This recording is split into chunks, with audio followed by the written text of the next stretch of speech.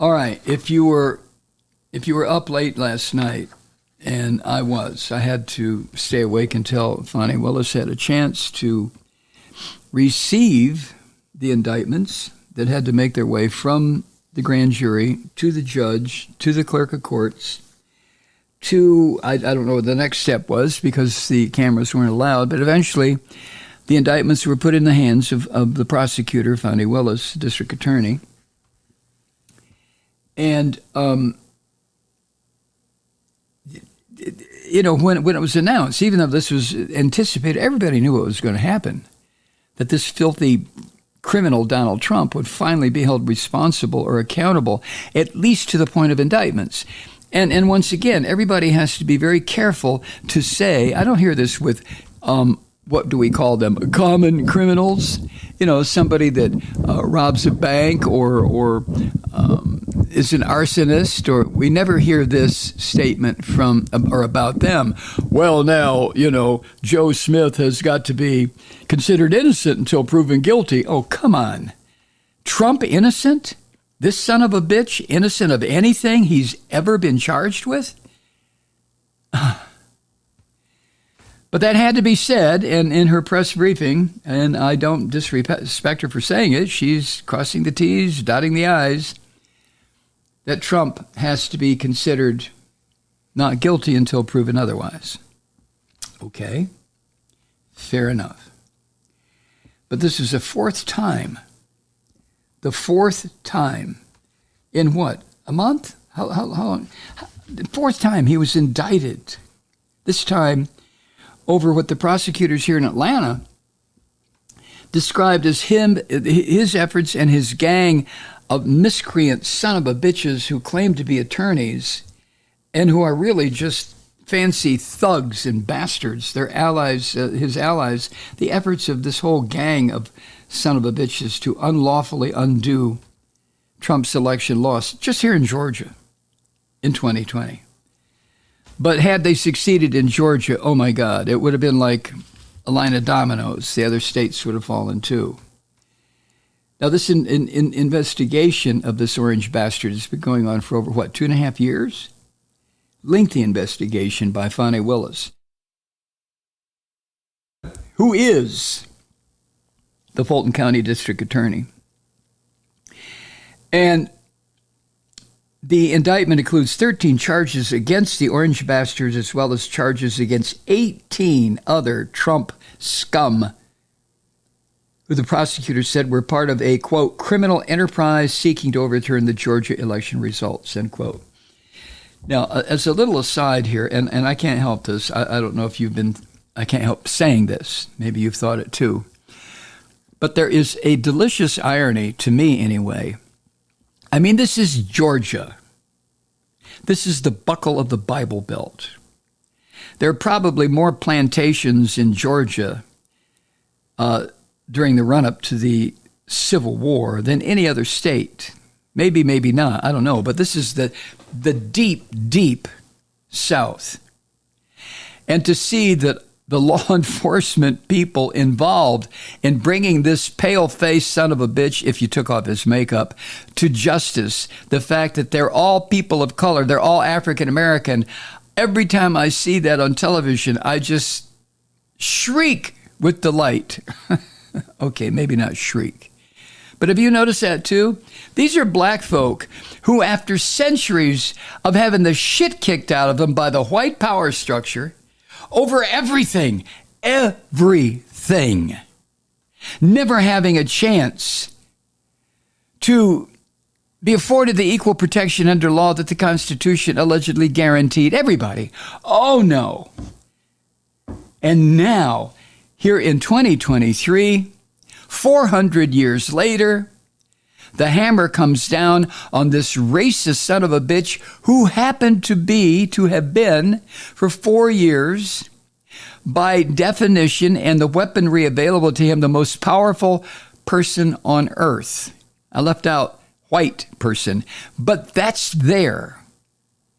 Here's this white devil who treats black folk like dirt, scum. Go back to your shithole countries, I think was one of his favorite statements.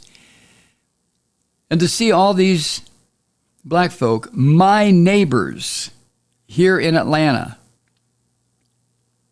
who are bringing the hammer down on this son of a bitch, I can't help but feel a little bit of pleasure. That's all I can say. Pleasure. In seeing it happen this way. Anyway, getting away from my little aside there, the prosecutors in this case have charged the orange son of a bitch and his cult followers under Georgia's RICO Act, the Racketeer Influenced and Corrupt Organization Act.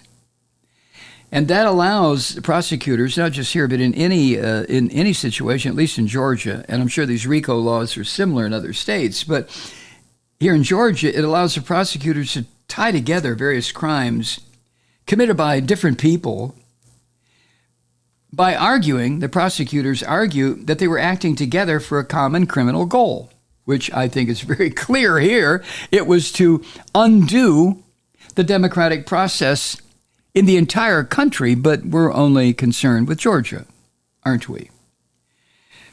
Now, the fact is that the RICO Act here is patterned after a federal law that was put together and passed in order to combat organized crime.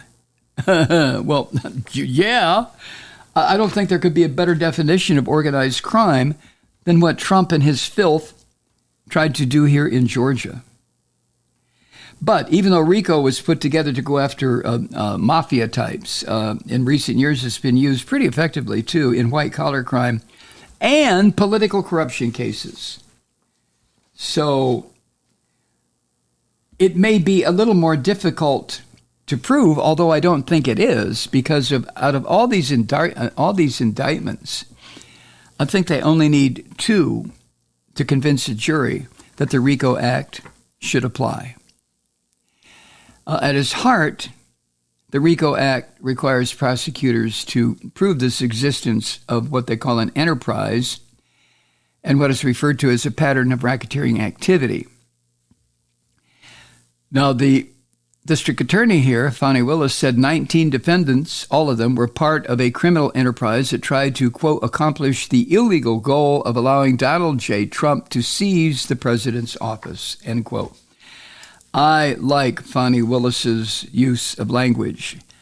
As several people have said here in Georgia, well, they said it a little bit differently from the way I'm going to put it, but she doesn't fuck around. I mean, once she knows her case is solid, she has the law, she has the evidence, the outcome is going to be determined by a jury. But once this prosecutor knows that her facts are facts and not bullshit, she brings the hammer down. Now, I'm sure you know by now that the charges in the indictment are not just for the orange bastard. Some of his closest allies, Mark Meadows, Rudy Giuliani. Also charged were several more lawyers, officers of the court. It's amazing the corruption that this filthy pig Donald Trump brought into the government of the United States along with him. Like a trail of garbage just washing behind him in his wake. Just garbage and filth and corruption. He brought it all. God, did he ever. But these lawyers who are accused of working to try to overturn the election, I mean, well, first of all, is this creature named Sidney Powell. I don't know what it is. At one time, Sidney Powell promised to release the Kraken. What the? I mean, who talks that way? That's not the way a man talks. That's not the way a woman talks. I don't know what she is. She's an it. She looks like a Kraken. Isn't that some kind of a monster that lives in the sea? Like a huge squid or something? Some gigantic creature. She's going to release the Kraken. What kind of talk is that? And that was going to happen in exposing the election fraud, put together by the president now dead for 9 years of Venezuela. I mean, this woman was fucking crazy. Sidney Powell, if she's a woman, I don't know what she is. Sidney Powell. And then it goes John Eastman, who brings nothing but shame onto the University of Chicago Law School. I can't imagine this. One of the most prestigious law schools in the country produced John Eastman. And look at this filthy son of a bitch. He puts together a plan to overthrow the government of the United States, and to do it in a way that the stupid people, the ignorant people like me, would not know what the hell happened until it was all over. Eastman. He's the one that came up with the idea of using bogus Trump electors in states where the orange bastard lost. And then, of course, there was the cheesehead, Kenneth Cheesebro, whatever his name is, who was also heavily involved in coming up with the bullshit plan of the phony electors. You know, what did I hear the other night on I think Rachel Maddow said it. We are the only so-called democracy on earth that still has an electoral college.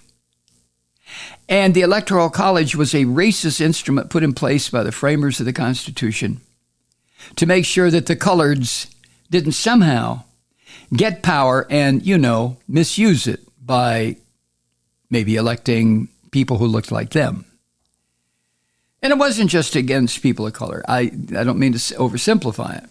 It was also against the yeomen, the people who worked in the fields, white folk, white men. Women didn't even have a voice about voting until 1920, for Christ's sake. And black folk didn't have a voice in voting in some parts of this country until 1964, and still don't. But I digress. Why we have an electoral system. Somebody said the other night, it's beyond me. Somebody said last night in this huge discussion on MSNBC about how Trump defeated Hillary Clinton only because of the electoral system. She kicked his ass up around his shoulders by getting 4, 5, 6 million more votes, the popular vote, than he did. But they were in the wrong places. What kind of bullshit is that? Now, the sprawling nature of this RICO case that Fani Willis put together is noted in the indictment, with prosecutors citing similar conduct in Michigan, Arizona, Pennsylvania, that they say furthered the corrupt members of the bar and Trump in their efforts to keep the orange bastard in power.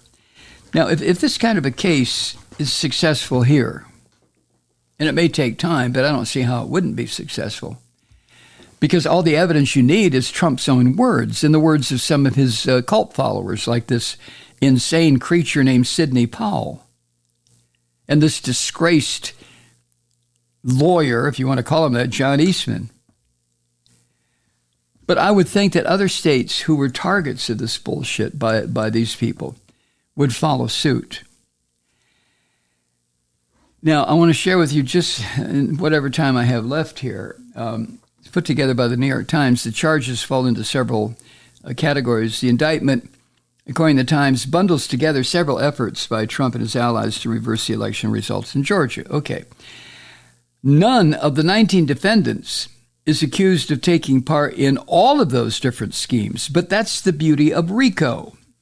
Under the RICO law, here in Georgia, prosecutors have to prove only that each one of the defendants broke state laws as part of a continuing criminal enterprise with the same goal.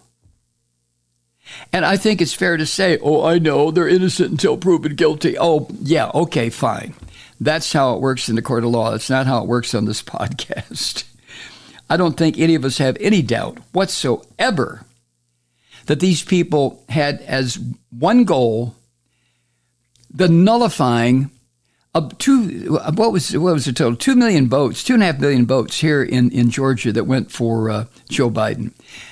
They were going to say to all of us people who voted for Biden, get the fuck out of here. Your vote means nothing. You mean nothing.